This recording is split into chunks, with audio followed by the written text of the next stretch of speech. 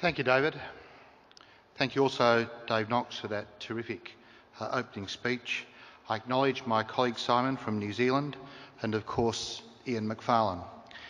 Ian has the great distinction of being our nation's longest-serving Resources Minister and the great distinction of being one of the public policy makers who has dedicated his political life to this task. I have to say, coming into this job, as I did late in March, following a decision by Martin Ferguson, I find myself following in the shadow of two giants. The contribution which Martin made as Minister for Resources to supporting the work that Ian started to grow our LNG industry has never been seen in any country before, can never be replicated again, and can never be forgotten by generations of Australians to come.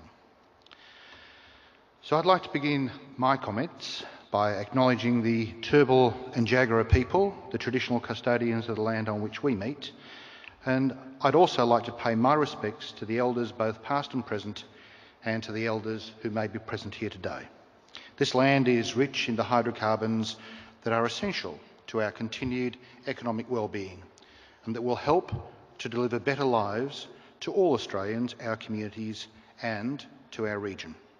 It's a pleasure to be here in Queensland, a vibrant, growing state, a major tourist destination and a key hydrocarbons and energy producer.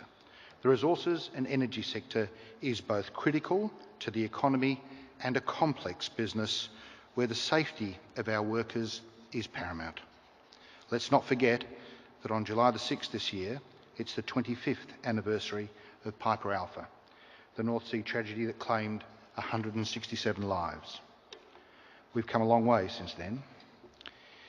In November 2011, the number of lost time injuries in Australia's oil and gas industry fell to a 16-year low. So let's keep all of our workers safe.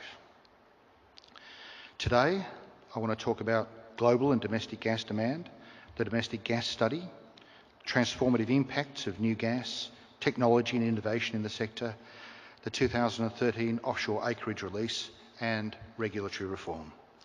APIA's conference themes, including investment, productivity, technology, regulation and consultation, are all matters of crucial importance for our industry and for our continued economic well-being. It's these areas we need to get right if we're to forge our energy future and to capture the benefits of this, the Asian century.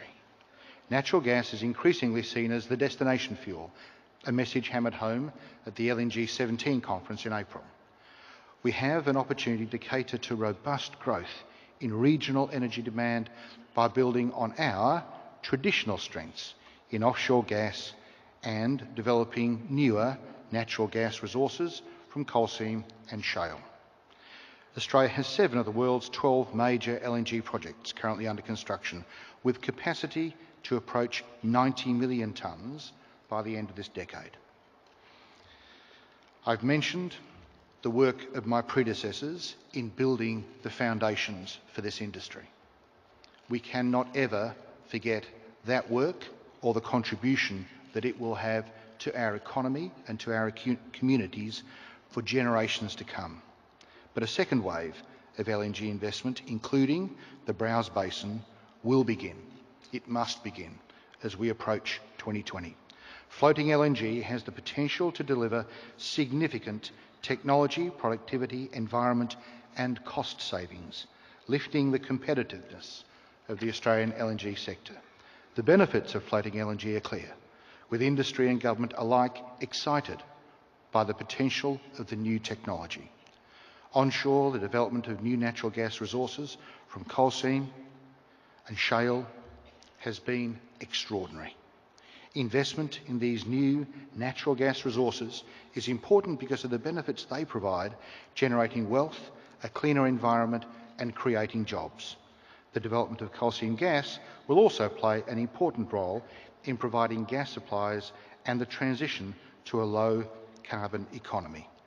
The development of shale gas in the US has been a major contributor to the recent fall in carbon emissions in that country. The Australian Government is also working with the states and territories to address community concerns about natural gas from coal seam and shale, ensuring that these activities are undertaken responsibly and sustainably. Without new gas supply sources, there will continue to be upward pressure on gas prices. The Australian Government does not agree that domestic gas reservation would keep gas prices down or put more gas into the domestic market. In our view, it would create uncertainty and deter investment in new gas supply. However, it is vital to make policy decisions on the basis of a strong understanding of what is actually occurring and the potential implications of government interventions in the market. And as such, I'm pleased to announce today that the Australian Government has committed to undertaking a new comprehensive analysis of the domestic gas market outlook. The domestic gas market study will provide better information on the gas demand supply situation and help to identify potential supply constraints. Today, I released the terms of reference for that study. To support the study, I'll also be boosting the gas market modelling capacity in the Bureau of Resources and Energy Economics. It's important that we get the policy settings right, as our abundant natural gas resources are a reliable and lower carbon source of energy for manufacturing and electricity generation. I'd also urge gas producers and users to work cooperatively to negotiate domestic contracts and be prepared to accept that prices are no longer at historic lows. Working together, the state and Australian governments have initiatives that will promote market development and help ensure that gas supply responds flexibly to demand. Now, large-scale industrial gas developments face significant challenges around the world. Major LNG projects have seen deferrals, cost overruns and cancellations as a result of infrastructure inadequacies, project management failures and regulatory delays. Australia's strong dollar, the ongoing weakness of other currencies, labour and a complex web of issues negatively affects our relative costs of production. But thankfully, there are also some challenges our competitors face with which we do not have to contend. With our relatively small population and massive resource base, we depend on strong foreign direct investment to maintain growth. And as you're aware, in the recent federal budget, the government announced a package of measures to ensure our tax system remains fair, competitive and sustainable. Two of these measures directly affect the resources and energy sector, namely changes to the exploration deduction and the treatment of thin capitalisation.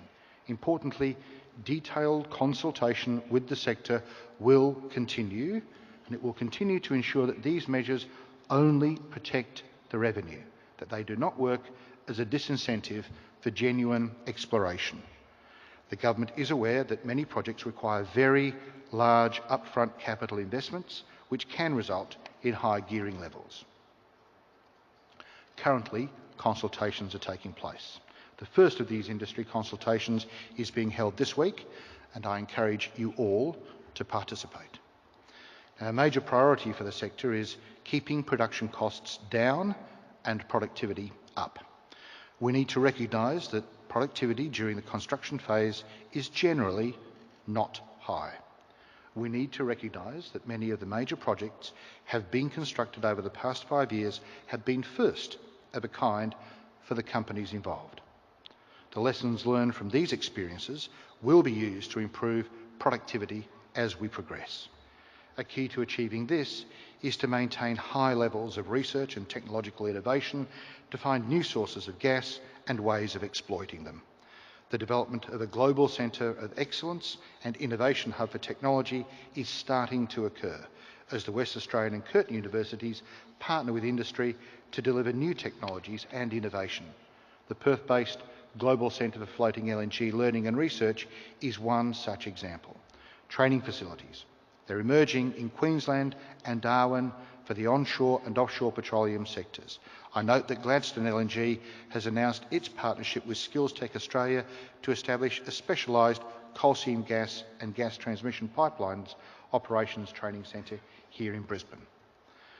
Growing the competitiveness and capabilities of local firms involved in the sector will deliver enduring dividends. I was pleased just 2 weeks ago to be host of Momentum Engineering in Perth, discussing their technologies and the contribution that they believe they can continue to make to this sector when they have the gaze, the view and the attention of our global majors. Today, I'm pleased to announce the 2013 Offshore Petroleum Exploration Acreage Release. The 2013 release comprises 31 areas across 6 basins in Commonwealth waters off the Northern Territory, the Territory of Ashmore and Cartier Islands, Western Australia and Victoria. It focuses both on large frontier basins and smaller blocks in mature areas. These vary in their level of geological knowledge and water depths to 1,200 metres and are all supported by pre-competitive and open-file geological and geophysical data from Geoscience Australia. The Government is pleased to invite nominations for the 2014 acreage release, with nominations accepted up to 31 July this year. For the first time, the 2014 release will include a cash bidding system applying to mature areas or those with known petroleum accumulations. The Government has also commenced a process for releasing offshore greenhouse gas storage acreage. Stakeholders are again invited to nominate areas to be considered before the cut-off in late June of this year. Now, the Government is improving the regulatory frameworks and ensuring that there is a clear policy regime to support investment decisions. A year and a half after the establishment of NOPTA and NOPSEMA, they've transformed the regulation of this industry. Titles administration has been streamlined and made more transparent. NOPSEMA has grown into a competent and diligent regulator that engages internationally to draw upon and develop the world's best practice. Between January 2012 and April 2013, NOPSEMA received 132 new environment plan submissions. Of these, 80 have been accepted, with the balance still under assessment. Since last year's APPEA conference, 2 critical compliance bills have passed through the Parliament with bipartisan support. These will streamline regulation, reducing duplication within both offshore petroleum and greenhouse gas storage and environmental protection and biodiversity and conservation acts. Industry will be consulted extensively in the context of the current review of the OPGGSA environmental regulations, and there have been industry demands for NOPSEMA to be the environmental regulator. We will achieve this. We'll achieve it by streamlining approvals by NOPSEMA under the OPGGSA and EPBC Acts as a high priority both for myself and for my colleague, the Environment Minister, Tony Burke. Now, onshore, the Government is working closely with the states and territories to ensure coal seam gas activities are undertaken responsibly and sustainably. But good regulatory processes alone are not enough for the industry to gain and maintain community support for its operations. Sometimes activism in this area has not been about improving regulation or benefiting the environment, but about spreading fear and confusion to achieve a dramatic media-driven objective. And it does achieve the objective of horror headlines and horror media coverage, but the noise made by a relatively small number of people does not reflect the number of people making that noise. We need to put evidence and science into the current debate and balance the misinformation that is being peddled in the public arena. And we need to be robust about it. Industry needs to argue its case in every possible way to stand aside from necessary commercial rivalries for the common good and accept that these days a community perception in one part of the country becomes a problem for all of us. This is a shared challenge for industry and the government. APPEA has taken some of this challenge by providing facts on the coal seam gas sector. Facts such as 3,780 agreements signed, providing a win-win for the industry and farmers. Facts such as the industry working responsibly with governments to research and understand groundwater systems. Now, without industry taking up this message with vigour and courage, fewer and fewer politicians will be able to prosecute sensible, logical, science-based policy and sustainable regulatory solutions. Now, all the developments I've covered demonstrate that government, industry and the community are actually working together to advance the petroleum industry for the benefit of our entire society. This is an unprecedented period of opportunity, not only for the people of Australia, but also for our region. The world will have the chance to observe the scale and growth in the industry in 2016 when Perth hosts LNG 18.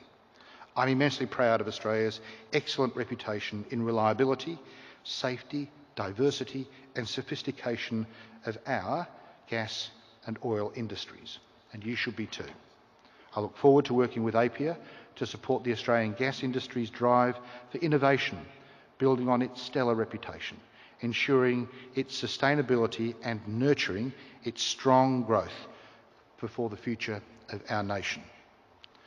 In conclusion, I'd like to thank my department, the public servants, who helped me put my speech together. You know the fantastic work that is done by BRE. You know the fantastic work that is done by Geoscience Australia. You know the terrific secretary that I have in DRET, Blair Comley, who's here. You know how hard our Australian public servants work to ensure the sustainability and viability of this industry, and I thank them and I thank Blair for his leadership, and I wish you a terrific conference. Thank you very much.